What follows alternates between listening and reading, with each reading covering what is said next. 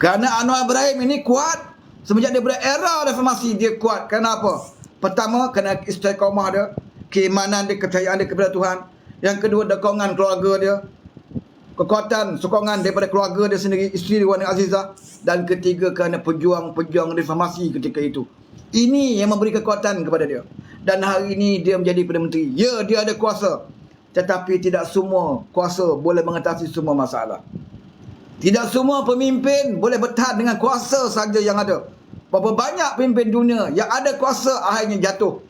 Kenapa? Kerana tidak mendapat dokongan dan sokongan daripada rakyat dan penyokong. Sebab itu saya nak bagi tahu, musuh kita sekarang ini bukan orang yang tengok konsert. Banyak kali saya ulang, musuh negara kita bukan kerana orang yang menonton konsert.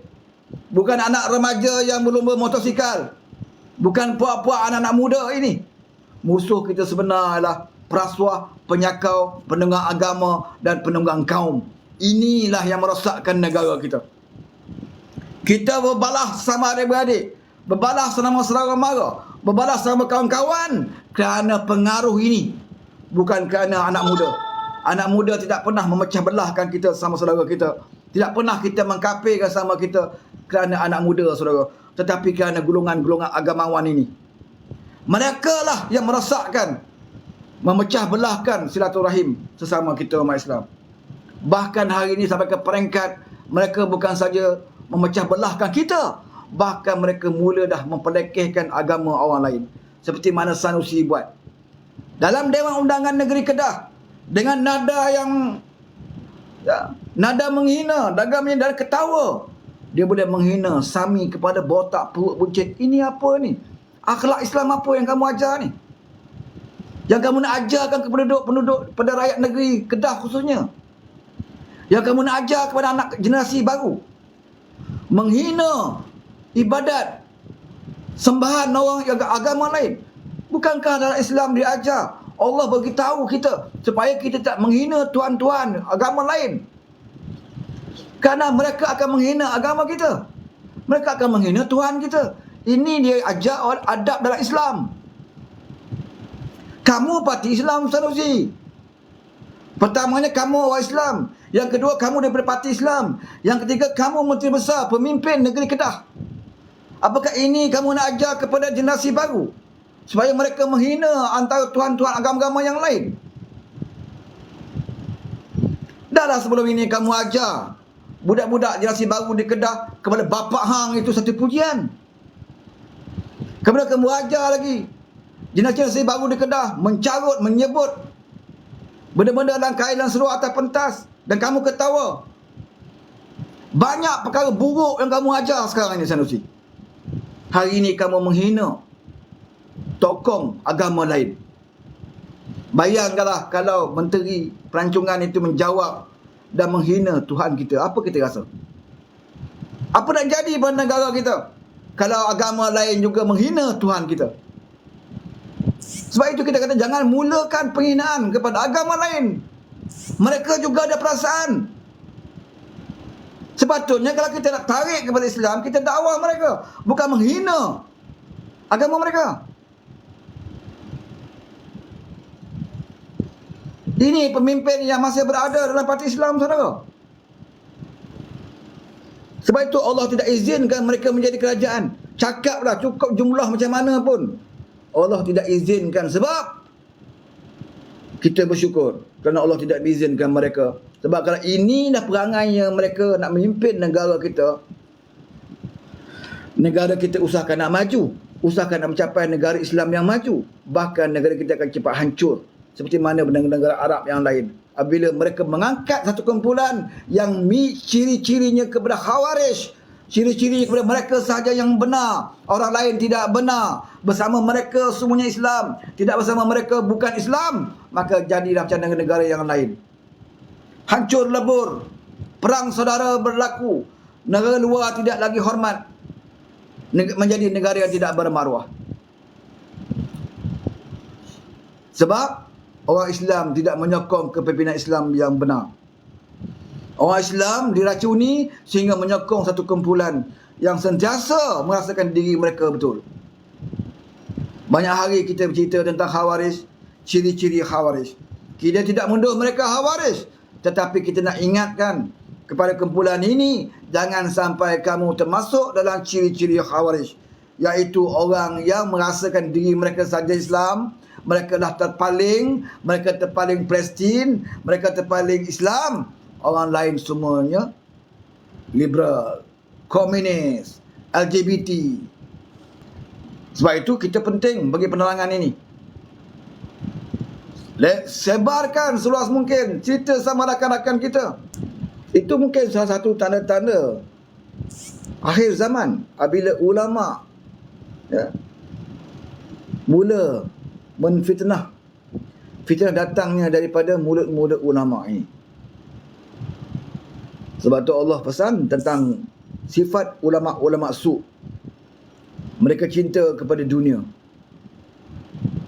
Sepatutnya ulama yang benar adalah ulama yang mendampingi umara, ulama yang menasihati umara, yang menegur pemerintah apabila pemerintah membuat kesalahan, bukan menfitnah pemerintah atau menjauhkan diri daripada pemerintah. Haji Hadi jauh daripada sifat itu. Sepatutnya parlimen digunakan sebagai satu tempat untuk dia mendampingi pemerintah, supaya dia boleh bersoal jawab direct dengan Perdana Menteri, supaya dia boleh tegur direct Perdana Menteri apa yang tak betul, supaya dia beri idea kepada Perdana Menteri, macam ini cara nak laksanakan Islam, saya minta Yang Berhormat Tambun tolong buat ini. Sepatutnya itu datangnya daripada mulut Haji Hadi. Tetapi waktu PMQ ni Haji Hadi ponteng. Waktu bersoal jawab ada PMX, dia tak ada. Ini saya katakan ulama menjauhi pemerintah, ulama menjauhi umara. Nak bagi idea macam mana? Kamu nak kritik pun tidak. Kamu hanya berani cakap depan walaun dalam ceramah-ceramah. Sebab apa? Sebab kamu tahu walaun-walaun di bawah tu bodoh. Minta duit, kutip duit derma jihad mereka bagi. Bukan setakat derma saja mereka bagi kepada PAS, bahkan otak ni pun mereka bagi kepada pemimpin PAS.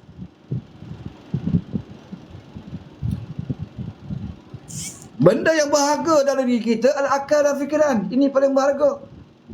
Manusia ada nilai kerana Tuhan bagi akal dan fikiran. Kalau Tuhan tak bagi akal dan fikiran, kita sama je macam anjing, ayam, kucing, itik. Kerana kita berbeza, kerana kita ada akal dan fikiran. Tapi kalau akal dan fikiran itu juga kamu cagarkan kepada lebay-lebay ini, kamu tidak ubah seperti lembu. Tak boleh nak fikir lagi. Baru ni saya dalam live Yani Daik seorang walaon. Dia kata dia anak muda. Masa itu kami berbincang dalam isu Khawarij. Dan anak muda dia mengaku dia ciri-ciri Khawarij itu memang ada dalam parti PAS. Dia mengaku. Dan kami sedang berusaha untuk mengatasinya.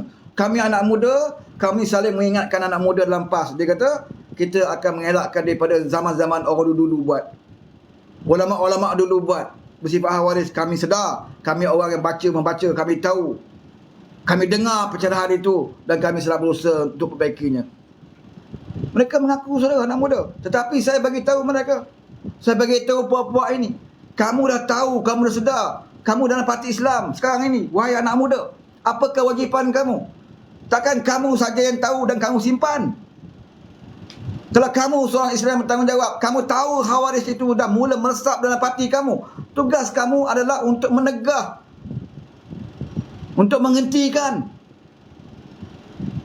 nyatakan perkara ini di dalam parti kamu. Kalau sekadar kamu bercakap dengan kawan 2-3 orang, tak payah. Dia tidak memberi kesan dan tidak akan merubah parti kamu. Saya kata kepada dia, kalau berani, kalau betul jujur, nak betulkan PAS, nak kembalikan PAS seperti asal, kamu naklah berani bersuara di hadapan pemimpin kamu. Waktu muktamar, nyatakan secara berani dan lantang di depan presiden kamu, di depan Mursyidul Am kamu. Tapi bila tak ada keberanian, jangan sembang pasal jihad, perjuangan. Kalau nak tegur Presiden Hadi pun kamu tak berani, jangan duk sembanglah kamu nak berjuang berjihad di Palestin. Hipokrit. Keberanian itu harus bermula dari diri kita sendiri. Kemudian dalam keluarga, kemudian dalam jemaah. dan masyarakat. Bermula di situ. Kalau di situ pun kamu gagal, usah sembanglah nak berjihad mempertahankan negara. Usah sembanglah nak berjihad mempertahankan agama di Gaza. Hipokrit.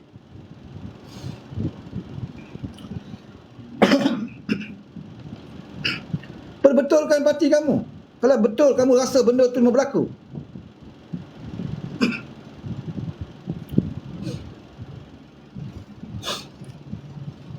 Di kesempatan ini juga, bila cerita tentang keberanian parti-parti membuat keputusan, saya nak ucap tahniah kepada UMNO. Yang kabarnya malam tadi, dalam mesyuarat Majlis Kerja Tertinggi, mereka mengambil keputusan untuk memecat Hisham Jalil, mantan Ketua Penerangan UMNO. Dah lama dah saya lihat Hisham Jalil ni lain macam kan. Tapi waktu itu kita menghormati parti kawan. Kita tak serang dia sebab dia UMNO. Dia apatah lagi dia Majlis Kerja Tertinggi UMNO.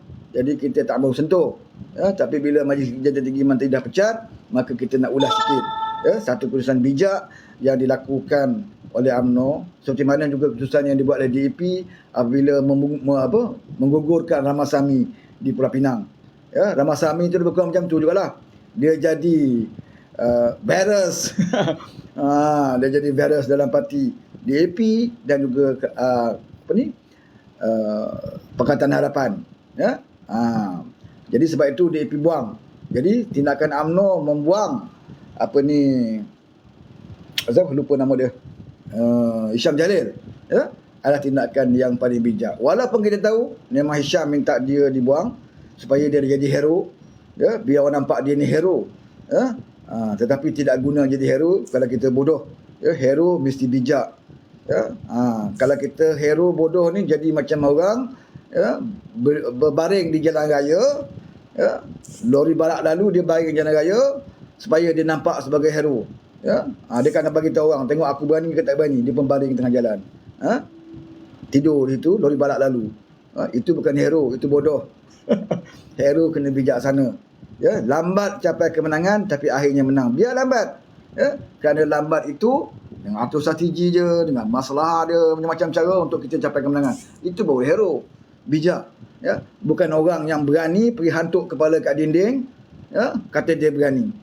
Dia lari laju-laju, dia kata dia ni, aku tak kira apa pun yang mendatang, apa pun yang menghalang, aku tak kisah, aku hero, aku berani.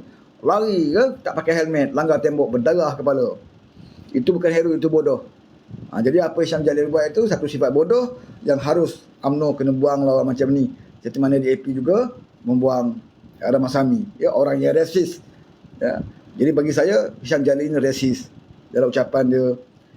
Wahal dia tahu, dia sebagai ahli Majlis Kerja Tertinggi UMNO, dia tahu dia dipilih oleh ahli UMNO untuk jawatan tersebut, dan dia juga tahu dan dia juga maklum bahawa UMNO mengambil keputusan bersama dengan kerajaan perpaduan ini bukan atas keputusan seorang di Zahid atau Majlis Kerja Tertinggi. Dia mendapat mandat dan restu daripada Perhimpunan Agung UMNO. Kita pun dapat saksikan sendiri bagaimana Perhimpunan Agung UMNO memberikan restu tentang kerajaan perpaduan ini. Kerjasama dengan DAP juga tidak mendapat bantahan daripada perwakilan. 95% lebih kurang semuanya bersetuju. Sebab itu Zahid tidak siapa yang tidak dipertandingkan. Perwakilan setuju tidak perlu dilawan Zahid, tidak perlu dilawan Mak Hassan. Sebab perwakilan bersetuju dengan tindakan Zahid, dengan tindakan Mak Hassan. Kalau betul ramai ahli UMNO yang tidak bersetuju kerjasama kerajaan perpaduan melibatkan DAP, sudah pasti jawatan Zahid itu akan ditandingi. Sudah pasti perwakilan tidak akan sokong untuk jawatan itu tidak dipertandingkan. Tapi bila kita lihat sendiri live secara terbuka, yang bukan ahli parti pun boleh tengok, suatu usul dibacakan oleh speaker, oleh pengerusi tetap UMNO untuk menyatakan siapa sokong jawatan ini tidak ditandingkan. 95% sokong. Mereka berkehendakkan supaya jawatan presiden dan timbalan itu tidak ditandingkan. Sedangkan mereka tahu keputusan Presiden dan timbalan dan Majlis Tertinggi adalah untuk bersama kerajaan perpaduan. Maksudnya akar umbi UMNO terima kerajaan perpaduan ini. Tapi Hisham Jalil kata akar umbi tak terima. Akar umbi mana? Hisham Jalil ni ketua cawangan UMNO mana? Ketua bahagian UMNO mana? Dia hanya Majlis Kerja Tertinggi, dia tidak ada akar umbi, dia tidak ada penyokong di bawah. Tapi dia bercakap mewakili akar umbi.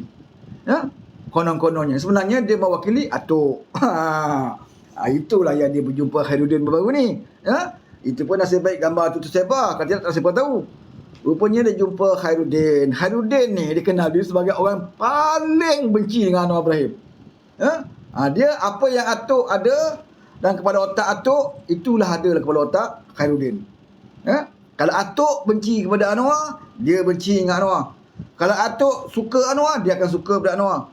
Pengalaman kita PS dia budak-budak kita tahulah. Waktu Mahathir memuji-muji Anwar Ibrahim nak jadi Perdana Menteri, Khairuddin ni di antara orang yang bersalam, seronok dia dengan Anwar Ibrahim. Sokong Anwar Ibrahim sebab Atuk sokong. Bila Atuk khianat Anwar Ibrahim, Khairuddin pun khianat. Bila Atuk mengutuk, mengecam, memfitnah Anwar Ibrahim, Khairuddin sambut.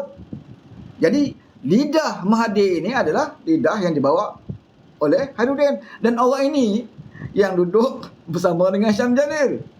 Atas alasan Hisham kata, Khairuddin ini jumpa saya nak berbincang dengan UMNO dan juga nak menjadi sebagai penyokong Najib. Konon-kononnya Khairuddin ni nak jumpa, nak berbaik balik dengan UMNO dan Najib. Nak bagi tahu, konon-kononnya nak tipulah penyokong-penyokong Najib. Hisham tahu, dalam UMNO ni masih ada lagi penyokong Najib. Jadi Hisham nak bagi tahu kepada penyokong Najib, saya jumpa Khairuddin ni bukan apa. Sebab Khairuddin ni nak support kita, UMNO, nak support Najib. Hisham Jalil. Kamu ingat ahli UMNO ni semua bodoh ke? Kamu betul lah, kamu belajar tinggi. Tapi belajar tinggi akademik, tapi politik menampakkan kebodohan kamu. Masuk akal ke orang yang paling nak Najib masuk penjara itu adalah Mahathir. Mahathir orang paling seronok Najib masuk penjara. Sebab itu bila dia jadi Perdana Menteri, dia tak macam Anwar Ibrahim. Dia tak umumkan dasar untuk rakyat. Dia tak cerita tentang rakyat. Angkat sumpah aja, apa kerja Mahathir pertama adalah memburu Najib. Geledah rumah Najib siang malam, saudara. Bulan puasa pun sampai waktu sahur, Najib nak sahur pun masih ada geledah di rumah dia. Tak cukup rumah dia, rumah anak dia. Tak cukup anak dia, rumah mak dekat Pekan pun dipecah masuk. Nak geledah. Punyalah Mahathir waktu itu memburu Najib. Apakah orang macam ini hari ini berkata bersimpati dengan UMNO dan bersimpati dengan Najib? Seperti mana yang dinyatakan oleh Khairuddin, yang disebut oleh Hisham Jalil. Jadi UMNO pecat Hisham Jalil itu langkah yang tepat. Walaupun memang kita tahu Hisham Jalil nakkan diri dia dipecat supaya dia diangkat sebagai hero. Saya dibuang oleh parti UMNO kerana saya nak pertahankan UMNO dia bekerjasama dengan DAP. Dia DAP lah akan jadi kambing hitam ni. Tak percaya, bacalah kenyataan dia nanti. Dia jadi mangsa kerana saya berjuang untuk pertahankan UMNO daripada berkawan dengan DAP. Ahli UMNO kena fikir, kalau dia berjuang kononnya nak pertahankan UMNO daripada berkawan DAP, maksudnya supaya UMNO mempertahankan PN. Itu je. Supaya UMNO bersama dengan PAS. Itu je. Tolak DAP, UMNO kena terima PN dengan PAS. Siapa PN dengan PAS ni? PN dengan PAS ini adalah parti yang pernah UMNO duduk dulu. Bukan UMNO tak pernah kahwin dengan PAS ni. Dah pernah kahwin, saudara. Kahwin kat Siam. Cuma tak didaftarkan kat Malaysia. Dah kahwin dah Muafakat Nasional dulu. Kahwin kat Siam. Tapi tak sempat daftar kat Malaysia. PAS sudah kahwin sama bersatu. Ini masalah PAS. Habis madu, sepah dibuang. Perangai lebay ni macam tu lah. Dekat luar pun sama, dalam parti pun sama. Dah nikah dengan UMNO dekat Siam, setialah. Kan? Setialah sepatutnya. Tunggulah pendaftaran secara sah. Sepatutnya. Ini tak. Buat Muafakat Nasional. Berapa bulan je bertahan. Baru balik nikah. Belum daftar pun lagi. Muafakat Nasional sebagai resmi. Kahwin resmi. Surat nikah tak keluar lagi kat Malaysia. Kita kalau nikah kat Siam, balik kena daftar kat Malaysia. Kan? Nikah tu sah kat Siam tu. Tapi kena daftar kat Malaysia. Macam tu lah. Pernikahan UMNO dengan PAS dalam Muafakat Nasional itu dinikah kat Siam. Balik kat Malaysia tak sempat daftar, PAS boleh nikah pula dengan bersatu. Tanpa pengetahuan UMNO. Dia nak madukannya pula. Kan? Tak beritahu pun. Tak silap nikah muta'ah dengan bersatu. Biasa orang Syiah ni dia pakai nikah muta'ah, kan? Dia amalkan muta'ah. Sesilap dia nikah bersatu tu nikah muta'ah. Dia dah sekali UMNO kena buat diri je. Kena kencing dengan lebay. Itu yang ZMD bagi tahu semalam. Apabila PAS kata dia boleh terima balik UMNO sekarang. Itu yang ZMD kata gila talak. Lebay ni saudara. Dia tak peduli maruah dia. Maruah dia jatuh macam mana dia tak peduli. Yang penting nafsu dia. Orang kata dia gila talak pun dia tak ada kata apa. Kan? Sebab benda tu betul. Punyalah marah Tuan Presiden Toman bila ZMD kata PAS dia gila talak. Kan? Tuan Presiden Toman punya marah dia kata apa? Kalau tak mahu tak apalah, pergi jilat DAP tu kata. Emosi komen Tuan Presiden Toman tak padan si katik ni.